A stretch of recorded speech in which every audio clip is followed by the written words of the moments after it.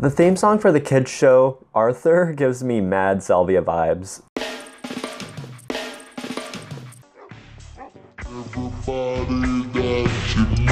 The technical scientific term for salvia vibes is salviatic, coined by the highly acclaimed member of the salvia community, Psychonaut H-Bomber-Guy. And the word just means it gives me that salvia vibe. Now you may be thinking, doesn't a lot of things give you salvia vibes? Why make a specific video about Arthur? And I don't have an answer to that. Obviously as a kid, none of this struck me as odd, but now as an adult, I look back and I wonder, did Mark Brown do some psychedelics?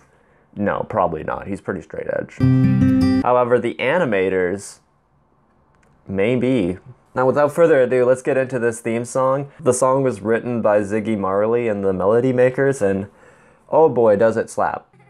Alrighty, 8 seconds in, we get the Book of Life. Arthur is seen flipping over pages of a book of his own life. I know that in terms of the show is based off the illustrations by Mark Brown, so it makes sense that it's like the show is coming off of the pages and into the animated sector. This is a very prominent theme during Salvia trips as people talk about the Book of Life. Basically, their lifespan becomes a flipbook animation to which you can flip to any moment in your life. Pretty trippy stuff. Okay, by 15 seconds, we have Arthur floating in a sea of his friends' heads. This is another archetype that happens during salvia trips, is that they see heads of their friends or heads of people floating through the darkness. I know these heads aren't in the darkness or whatever, but like, Yeah, the other thing about the floating heads things is that it's tied in with the zipper archetype, because often these floating heads are the head mechanism of the zipper. They're represented as human heads because it talks about how about perception and it's a whole thing. Next on the list of Salviatic Arthur themes. In this next scene, Arthur is trying to take a picture of his family, but the background just keeps changing, which is another psychedelic phenomenon that happens on Salvia, constantly changing and shifting backgrounds and environments.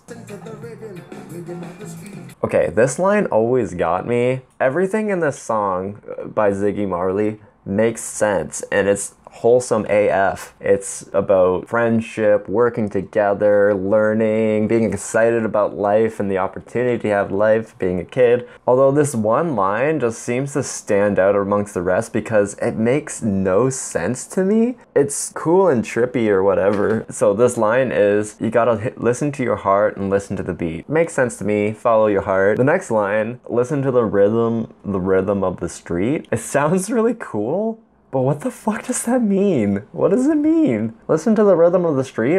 What are you listening to? The cars or the Hondas? I don't understand what he means by listen to the rhythm of the street. Like, is he talking about looking both ways? I don't know. It's a cool line. I love it. It just doesn't make sense. It's the exceptional line that is there just for aesthetic fluff, I guess. Okay, let's keep watching.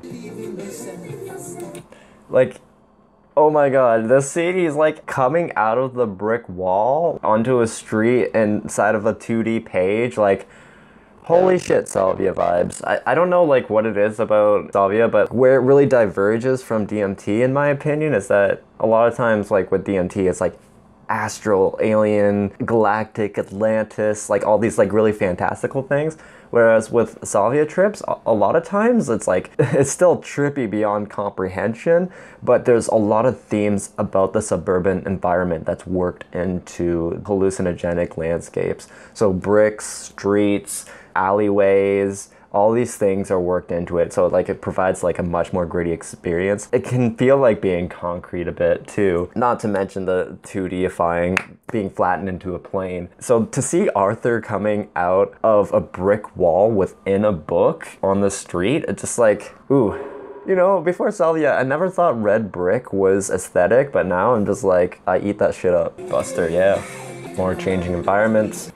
And then it ends. 2 more themes right in quick succession right at the end of the video. Arthur's walking on top of a globe, which I'm pretty sure I've read in multiple trip reports, at least 2. At least 2 trip reports where people are like being rolled up as a carpet or like shot up through the roof. And basically they get this overwhelming bird's eye view being on top of the planet and seeing in like 4K detail. And this was back in the mid 2000s. 720p was still new.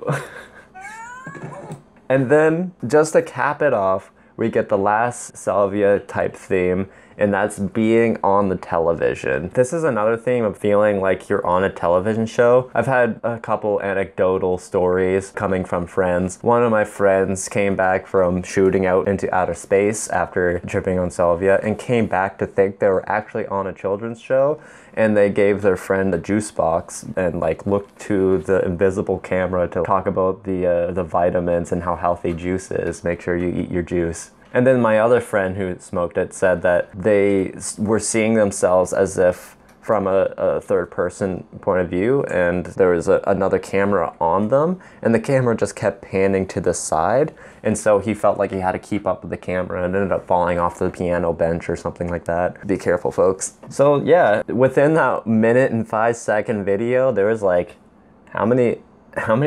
so within that 1 minute, we have books and pages, floating heads, moving through brick walls, rapidly changing environments, childhood memories, being on TV on a kid's show, and walking on the globe. Now, do I really believe that this children's show was trying to give us Salvia vibes?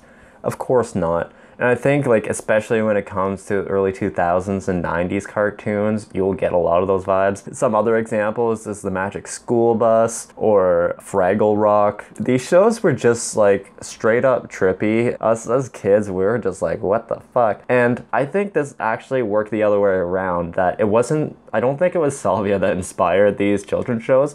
I think children's shows have really influenced the content of Salvia trips. Really often revolves around your lifeline and memories, and childhood is really held up in those memories. So you'll get themes of not only the suburban landscape of concrete and brick walls, but you'll also get a lot of childhood themes, such as the illustrated books, cartoons, basic shapes, and like those kind of like Sesame Street vibes. I don't think it's a coincidence. Well, I hope you enjoyed this completely pointless video. If you did, please give it a thumbs up. Comment down below any shows that gave you Salvia vibes or anything else that's Salvietic. If you're not already, you should subscribe. Thank you so much to all my patrons. Please go to paypal.me/interbeingart or patreon.com/interbeingart if you want to support and help me continue making these videos. Well, with that, it's a wonderful kind of day.